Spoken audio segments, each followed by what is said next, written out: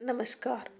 Doctor APJ Abdul Kalam का जन्म 15 अक्टूबर 1931 को तमिलनाडु के रामेश्वरम के धनुषकोडी गांव में एक तमिल मुस्लिम परिवार में हुआ था। उनका माता का नाम आशी अम्मा था।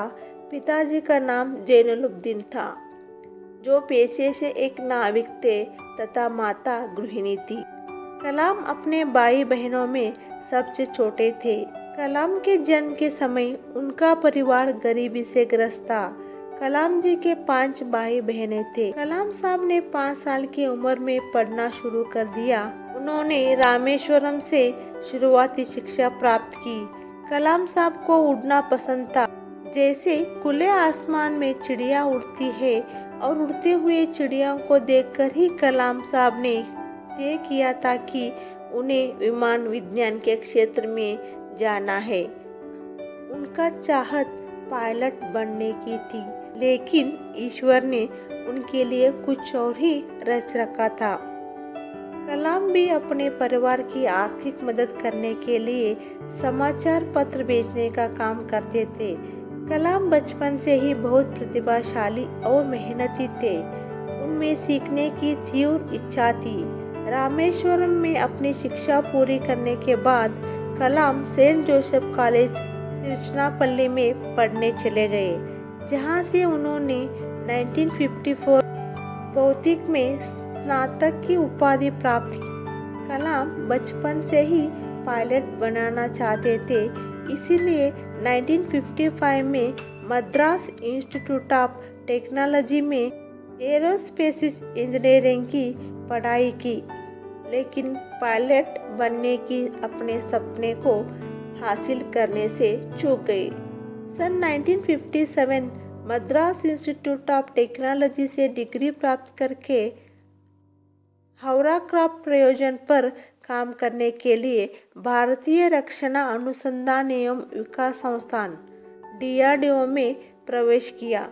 1962 में वे भारतीय अंतरिक्ष अनुसंधान संगठन इसरो में आए, जहां उन्होंने सफलतापूर्वक कई उपग्रह प्रक्षेपण परियोजनाओं में अपनी भूमिका निभाई।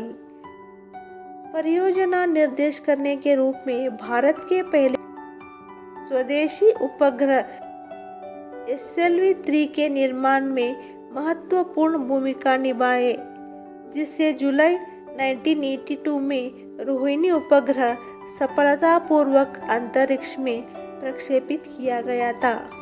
कलाम जी ने सन 1963-64 में अमेरिका के अंतरिक्ष संगठन नासा की यात्रा की और अपने निर्देशन में देश को अग्नि तथा पृथ्वी जैसी कई मिसाइल भी दी, जिस वजह से उन्हें मिसाइल मैन कहा गया।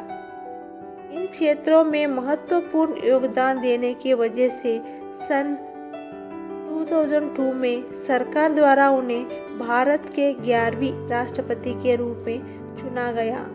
राष्ट्रपति पद पर अपनी 5 वर्ष की सेवा करने के बाद डॉक्टर कलाम पढ़ने में, रिसर्च में, लिखने में तथा समाज सेवा जैसे कार्य करने लग गए।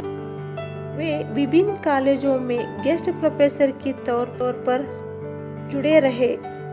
27 जुलाई 2015 को भारतीय प्रबंधन शिलांग में व्याख्या करने के समय अचानक दिल का दौरा पड़ने से उनकी मृत्यु हो गई।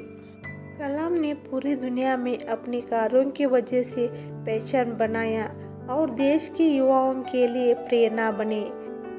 उन्हें भारत के सर्वोच्च नागरिक सम्मान भारत रत्न सहित कई प्रतिष्ठित पुरस्कारों से भी सम्मानित किया गया था।